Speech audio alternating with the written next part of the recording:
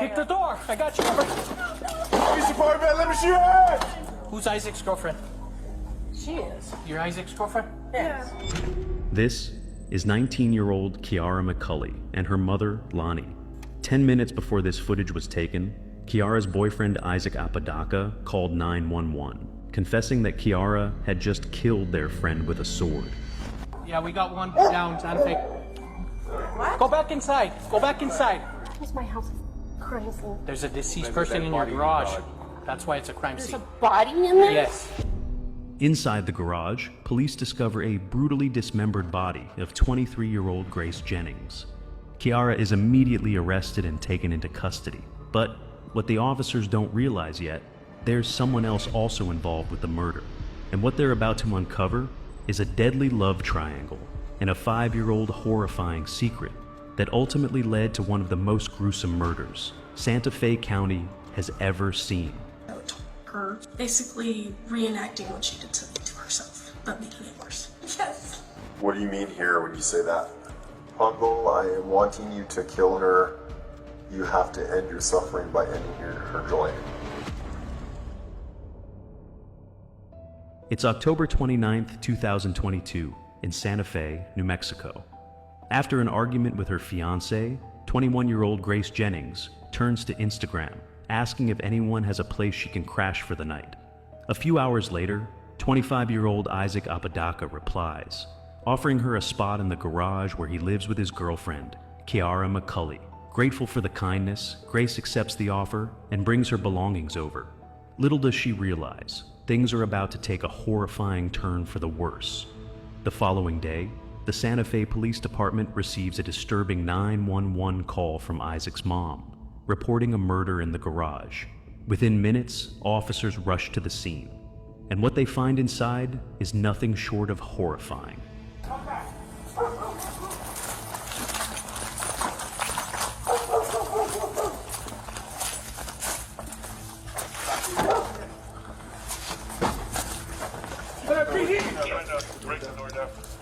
Let's put it at the door. Kick the door. I got you covered. Police department, let me see your hand. Back up. Back up. What's going on? Who called? Oh, good.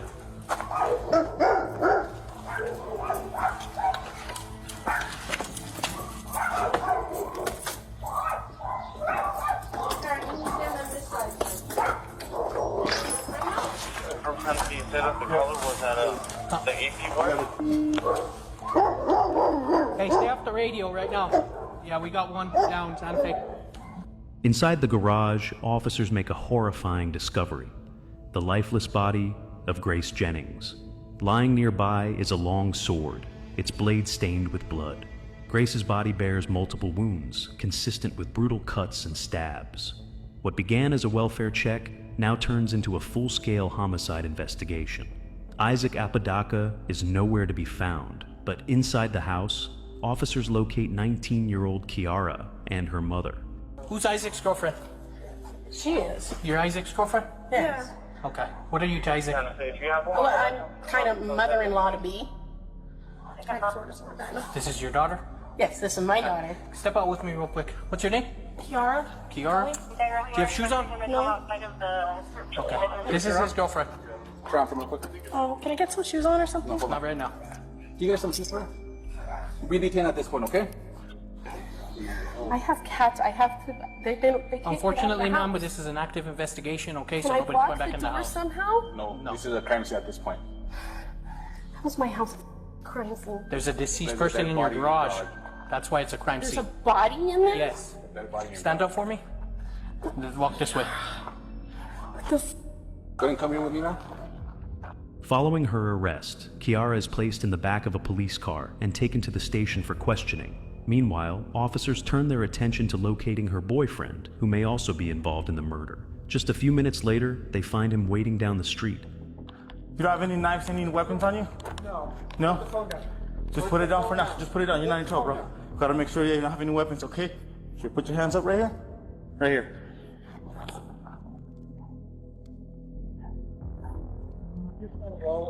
I get it.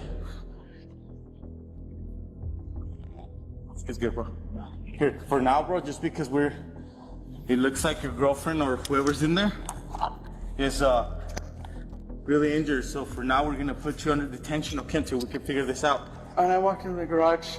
She goes, "Oh, I just did it." And I'm like, And who was this? Kiara McCully. She told you that? Very calmly and everything, blood on her hands. And After that, officers escort Isaac to a patrol car and drive him to the station for further questioning. With both suspects now in custody, the scene is secured. Crime scene technicians arrive, carefully documenting every trace of evidence before the victim's body is transported for autopsy.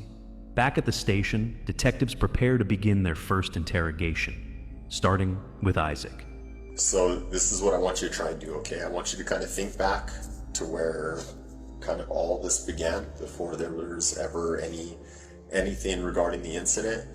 And I want you to kind of tell me in your own memory what happened from that time all the way to getting here to this interview.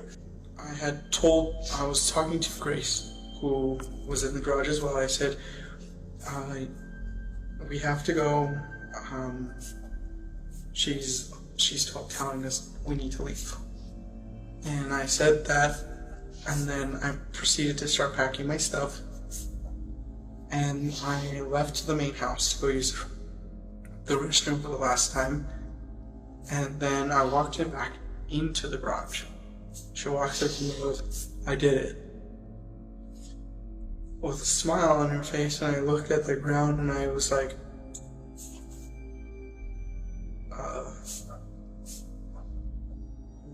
what do I do now? At that moment, Isaac was frozen in shock. Unsure what to do, he grabbed his phone and called the only person he could think of, his mom. Realizing the gravity of the situation, she immediately dialed 911. Moments later, dispatchers called Isaac back, trying to piece together what had gone on inside that garage. When officers finally arrived, Isaac told them he'd been panicking and that he wasn't even sure if Kiara's bloody rampage had come to an end. I was really scared because I've witnessed, sorry, It's okay. I've witnessed my friend getting shot. So, Separately from this. yes, it was a while back. I was asked to be his best man at his wedding. Sitting in the back seat, guy walked up, blew his brains out, and landed on me. I had to testify in court, and I'm super. Anything like this gets me super traumatized, and Yeah. it's a traumatic event. I can imagine. And I saw my friend laying on the ground. This is going to be back to when I went back in the garage. When I saw her in the ground, on the ground, I was like, I couldn't say anything because I was like, this is another one of my friends gone. Although Isaac tries to paint himself as nothing more than an innocent bystander in all of this, that couldn't be further from the truth. As detectives will soon discover, Isaac's connection to this case runs much deeper than he's letting on. For now, they focus on the basics. Isaac explains that he first met Grace on Snapchat. At the time, he was 20 years old, and Grace was just 16. Despite the age gap, the two quickly grew close and began a romantic relationship. According to Isaac, things eventually fell apart. And after their breakup, he claims he didn't hear from Grace for a long time. Isaac then moved on and started dating Kiara, the woman he now lives with, and they've been together for more than 3 years. Isaac also tells detectives that the night before the murder, he and Kiara had a heated argument. Last night, I had to tell her to stop being violent. She was being violent towards me prior to Grace contacting me. How so? She kept threatening me with a sword, threatening me with a knife. There was a butterfly knife that's in the room. I had to grab it out of her hand and I threw it across the garage because she had it like right here. And I told her, "Don't be waving stuff around me like that. Please stop." She had been swinging the knife around like this and then she pointed at me like as if she was gonna kill me, and she was getting very violent. She grabbed her sword, started swinging it around. Why was Kiara being violent last night? She was bringing up old memories. The memories Isaac is referring to aren't just casual moments. They're fragments of a complicated love triangle. Both he and Kiara had been romantically involved with Grace. In fact, Grace was the very reason Isaac and Kiara ever met. Back in 2017, Grace briefly dated Isaac before starting a relationship with Kiara. The two women were together for nearly a year, but their breakup was anything but peaceful. Even after years of no contact, Kiara still carried a strong resentment toward Grace. Back to the incident, Isaac tells detectives that everything came to a boiling point just hours before the stabbing. That's when Kiara snapped, telling both him and Grace that they needed to leave. How did you know that Kiara didn't want you guys there anymore? She woke up, she woke up from what she says she slept, but she was awake the whole time. And she turned over, told me, you guys need to get out. I don't want you guys here. So you go back to the garage and tell me in detail what you see. I walk in, she yells, she tells me, I didn't mean to say she yelled. She goes, I did it. I look at the ground and I see someone dead. I see an ear hanging. And I'm like, I've just been on an unlucky streak of happening to me. And I'm not okay right now. From an outside perspective, it almost looks like Isaac has been through hell, a victim of circumstance, completely innocent. Or at least, that's the image he's trying to project. But it's all a lie. Detectives are about to uncover the truth, hidden in the text messages on his phone. First, though, they'll need to obtain a warrant or get his permission. While they wait, investigators turn their attention to Kiara. Any idea why you're here today? I believe it's because somebody was found dead in my room. Where's your room at? In the garage. The garage? I was trying to make sure this wasn't a dream again. It feels so weird. If you weren't blocking memories for me again. God damn it. Sorry. Who are you talking to? My best guess is that I have DID, but I'm not 100% certain. What's DID? Dissociative identity disorder. I haven't had it actually diagnosed, but that's my best guess from my research. There are different personalities that come out. Do you have names for them? Some of them, yeah. What are the names? There's Abby, and then there's, we call her Jinx because she hates people saying her real name. Jinx. Yeah. If you say her real name, she gets mad. Then there's one personality that I haven't seen in a long time. Like, I haven't communicated with her. It's with her name was Jess. Jess. Jessica. We always called her Jess. There's the little version of me, which actually responds to my biological name, my government name, which is very dangerous for her, and I don't want her to get hurt. From the very beginning, it's clear this is going to be a strange interview. Kiara claims to have multiple personalities, making it difficult for the detective to gather reliable information, or even know who he's speaking to at any given moment. She says she remembers Isaac bringing Grace to their garage the day before, but insists she doesn't know whether Grace is dead or alive.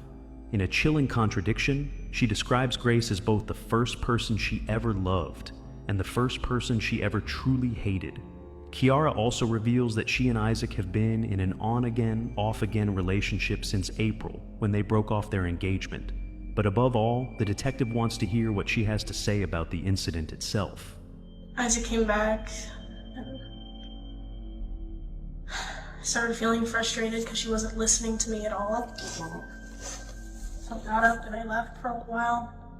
What would the morning look like? It was like I woke up and sat up around 9 or 10. Next thing I remember is going to go take a shower. Do you remember There's anything a else? chunk missing. I don't understand. Tell me about these other personalities. What's Abby like? She's very protective. They're all Protective of what? kind of protective. Mostly of Kiara. Of little Kiara? I'm Froggy, by the way. Everyone calls me Froggy. Froggy? Yeah. Like Froggy? Froggy? I.E. technically. And there's 3 G's, because that's also my stage name. You spell that for me? Froggy. That's interesting. Froggy. Yep. Froggy, Abby, Jinx, Jess, Jessica, and then little Kiara. Yeah.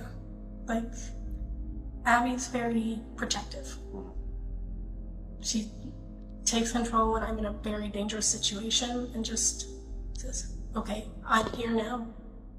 I am going to face this for you.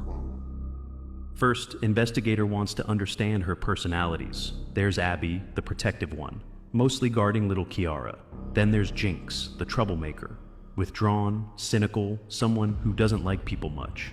And finally, there's Froggy, the one Kiara says is usually in charge, the personality the detective is speaking to right now. As the conversation goes on, Kiara reveals that she's been having recurring dreams about killing Grace. And how would you kill her? In your dreams. Depending on the dream. So there's 7 dreams. Yes. How many? I've had like a bunch of murder dreams, if you could call that.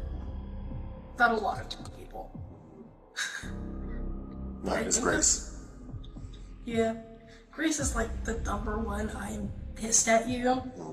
Have you ever talked to Isaac about kind of your feelings towards Grace and you wanting or dreaming about killing her and stuff?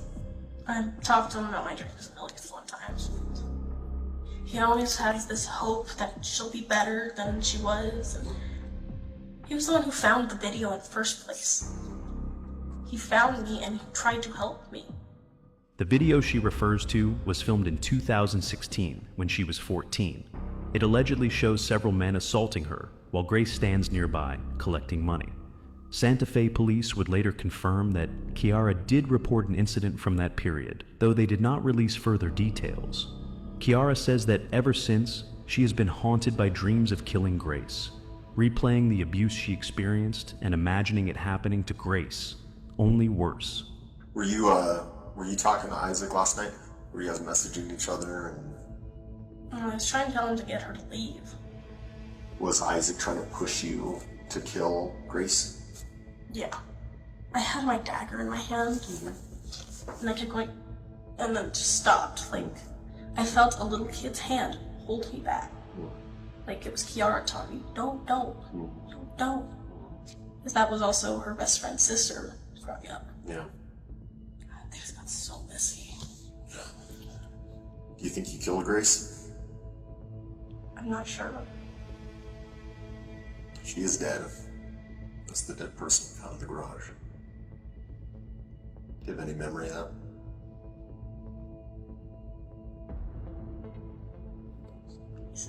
Just like, You think it's possible you killed her? I'm guessing myself right now, like second guessing, trying to figure out if it was one of them or someone I haven't met yet. Is there any way to ask them? I pick young when they talk. I see. It's like, come on. Automatic suspect, I know.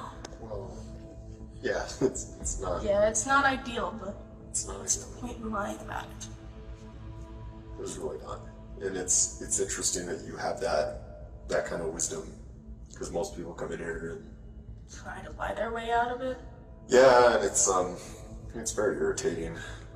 Isaac tried to do a lot of that, and especially when there's messages and stuff. Has Isaac ever killed anyone? Well, he said he did, but I don't know if it's true. Who do you say he killed? I don't know who, but there was a number he said, but I don't know if it's true or if it was stupid teenagers who were always saying, "Oh, I killed this baby. Oh, I killed this baby. Well, that's so cool." Grace did that a lot. There was a number he said, like a number of people he killed. Yeah, How many? 40, 40 people. supposedly. Kiara claims that Isaac once confessed to her about committing murders in Roswell while he was involved with a gang. Whether this is true remains uncertain. It could easily be one of Isaac's lies meant to impress her. Then again, it might just be another one of Kiara's own fabrications. At this point, it's still unclear whether she's genuinely struggling with dissociative episodes or simply pretending to suffer from multiple personality disorder to avoid the truth. So again, from what you can remember, you don't know who killed Grace? I'm not 100% certain. I'm only guessing.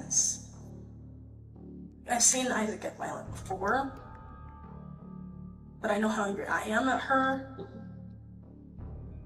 But of course, he's hulked out before. With this, Kiara's interrogation comes to an end. Detectives haven't made much progress, at least not yet. But soon after, they get Isaac's permission to review his text messages. And what they uncover sends this case into a completely new direction. What would you like me to do? Stab her? I don't know. I don't have the energy to do. I don't know, man. These messages look a lot like there's some conspiring going on, some planning going on. What? From that point where I was telling you from... Even before then, it sounds like you guys are planning something. You're fake getting thrown out and what? I'm really confused with everything that's going on. Like, you're telling me you have 2 phones now and those other messages aren't you, and it's what you're telling me, your statement, isn't lining up with these messages. Those are not my messages. Whose messages do you think they are then? They're from Kiara to... using my Facebook from me to Kiara, but I can't quite explain how it looks. Kiara to Kiara? Yes. Why would she do that? She's been, like I said at the beginning, I was a part of a domestic violence case. Yeah. Even though he continues to present himself as an innocent bystander, the detective isn't buying it. He can sense there's still something Isaac isn't telling him. To get the full picture, the detective goes back a few days, revisiting old messages and reading through the conversations once again. Maybe I should just come home and scare her. I'm bored right now. Should I just come home and go into my room and freak her out? What's going on there? What is she talking about? Last night she dressed up with the garb, and she had the sword and everything on her. She was walking around the park. Okay. In the middle of the night. Okay. So then how is she gonna surprise her then? How is she gonna come home and scare her? Like what? She was coming up to the house with her garb and her sword and everything like that. Dagger because it's blunt? What does that mean? Why are you telling her dagger because it's blunt? She asked me a question in the room like, what is the difference between the dagger and the sword? Okay. And I messaged dagger because it's... Why is blunt better? She says you say it cuts like butter. She says just gonna stab the throat? Is that what she's trying to say? The thought. Just gonna stab the thought, yes. Instant or will it take long? What does she mean? Instant. What do we do about the mess?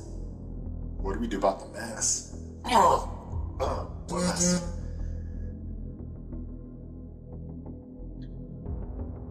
We burn it and I'll buy new blankets and bed?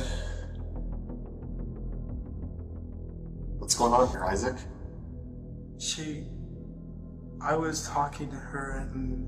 What mess? She was talking about... She said was gonna stab the thought. And I thought like, like she was poking the thought that was in her head about her dagger. Okay, what about the mess? What mess? She had made a mess in the bed. What kind of mess? A poop kind of mess. Poop kind of mess? Yes. We burn it and I'll buy new blankets and bed. Yeah. But until we can, I love these sheets and my favorite fuzzy blanket is here. I know. Just intense wash tomorrow, hydrogen peroxide and ice. Washer will get it out, yes. Can you help this time? Yes. I am just waiting for you to make the first move. What does she mean I'm waiting for you to make the first move? At this point, Isaac realizes he's been caught, but the detective plays along, letting him continue with his fabricated story. Isaac begins to stumble, muttering and contradicting himself. What started as a routine questioning about his girlfriend's crime slowly turns into something much darker, revealing Isaac as more than just a witness. As the detective reads through the messages one by one, Isaac's story collapses entirely. It doesn't take long before the detective calls him out on every single lie. It feels like it. Her feet are on my side. I wish you'd make the first move for once. Remember, you'll move up the ranks, plus you get perks in the black market since this is your first. Your first what? Isaac, what the hell happened? Tell me what happened, for real? Can we stop making up lies about these messages? What the hell happened last night? She was messaging me planning on how to kill her, and Who was messaging you planning on how to kill who? Kiara. Kiara was messaging you on planning how to kill Grace. Grace? Yes. And what were you doing? I was only sending a message back, only in correspondence. I just wanted to sleep. That's what Are you sure? Because this sounds like you're planning something with Kiara. Is that what's happening? Don't lie to me. What's happening here? I can see the messages. I'm not dumb. This isn't the first time I've done this. What is happening? She was planning on killing Grace. I just didn't want a part of it. It doesn't seem like you're trying to talk her out of it. And when it comes to the stuff, as I'm talking, telling you, I was only sending a message back in agreement as I turned my back towards. This isn't agreement. Remember, you'll move up in ranks, plus you get perks in the black market since this is your first. This sounds like you're encouraging her. Right. The messages are here, dude. I know. I know. Right after that, I was trying to fall asleep because I didn't want to be a part of anything. We're gonna keep going through these messages. Tell me since now, did you help Kiara do this? No. No. But you knew it was gonna happen. I knew it was going to happen. You knew it was gonna happen. Since last night. I knew it was going to happen since last night, but I just didn't want it to happen because it's a friend of mine. When did this plan start? Because this was planned. She planned it out. Grace planned it out? No, not Grace. Kiara planned it out. Kiara planned it out. When? How long had this been a plan for? She had planned it out since 2020.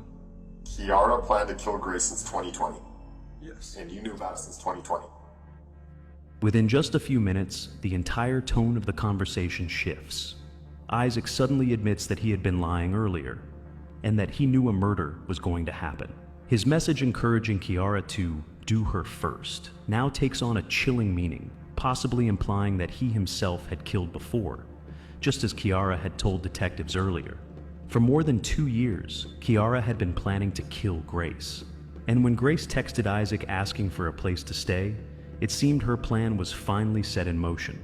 Isaac insists he didn't see it as an opportunity for Kiara to carry out the murder. But whether he's telling the truth or not, the detective keeps reading through the messages, determined to uncover what really happened. Remind me of everything she's done. This could have already if you had done the OG plan. What was the OG plan? The OG plan was something that she concocted. Okay, what was that? She concocted that she was going to kill Grace. Okay. And she wanted to do it alone. Okay. That was the OG plan. She hurt you and had sold you into sex trade. Had you not flown out after the crash, you would have gone away with making you disappear. Keep going. She is still lying about a lot, and she's not willing to admit that. She is the biggest piece of... Keep going. She makes you feel horrible for your skin color and your beliefs. I'm going to pretend to sleep so it looks non-conspicuous. Tell me about all that. According to the messages, Isaac claims that this so-called black market is a dangerous organization he was once involved with. He says he's been trying to distance himself from it and leave that part of his life behind. The report, he claims, would have been submitted after Grace was killed. When questioned about this report, Isaac insists it was actually Kiara's supposed way out of the organization. None of this adds up to the detective, who sees it all as just another one of Isaac's lies. This to me reads like you're telling her her first kill. It sounds like that, what I was telling her, because she she leaned over like this to talk to me on the bed. Yeah. And I told her, this will be your first way out if you just leave it alone. And if you can't do it, you'll have them do it. You'll have who do it? If you're talking about a way out, how is someone else going to give her a way out? What is holding you back? Type it. You're edging her to do this. Come on, Isaac. Isaac. Look at all these messages, man. You're going to sit here and tell me, you're going to look me in the eye and you're going to tell me that you were trying to talk her out of this? I can see right here you're telling her to do it. What the hell happened last night, man? Why did you want her to do this? I didn't want her to do this. Why are you pushing her to do this? Tell me about all those messages, man. You sound crazy, don't you think? I sound crazy, yes. What's going on there? I just wanted everything to stop, because I got caught in the middle. You want everything to stop? Yes. What do you mean? I wanted everything to stop because I got caught in the middle of them two. You wanted everything to stop? Yes. You know the way those messages look, right? Yes. How do they look? They look bad. How so? Very bad. How so?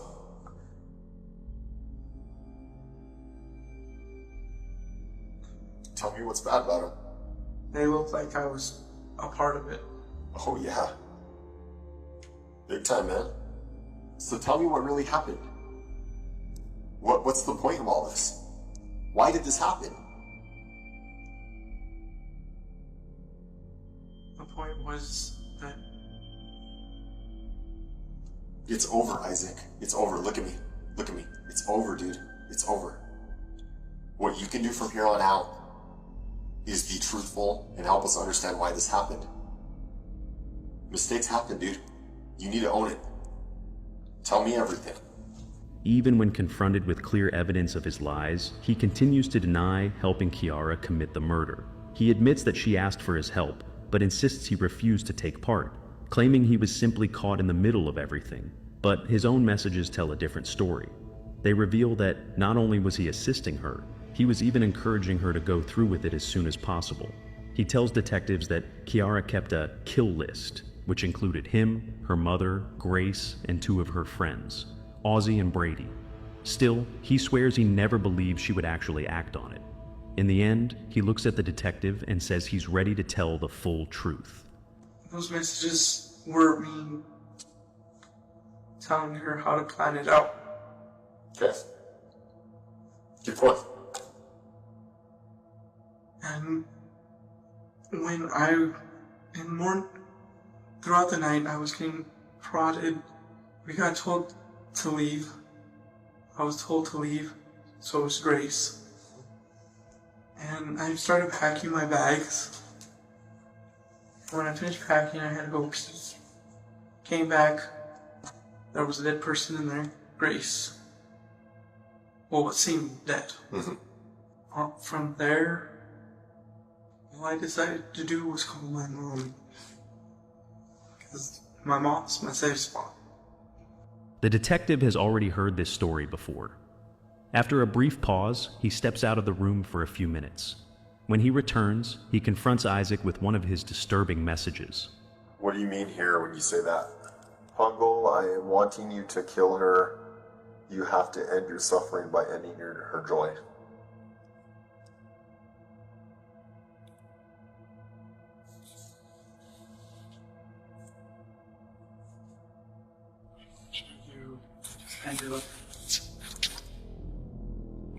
Realizing that Isaac is just repeating the same lies, the detective decides to end the interview. Moments later, Isaac is placed in handcuffs and escorted to jail. By this point, investigators have pieced together enough evidence to determine that both Kiara and Isaac played a role in planning or carrying out the murder of Grace Jennings. They're each charged with first-degree murder. After filing the charges, detectives reach out to Isaac's mother, who recounts the moments leading up to her 911 call.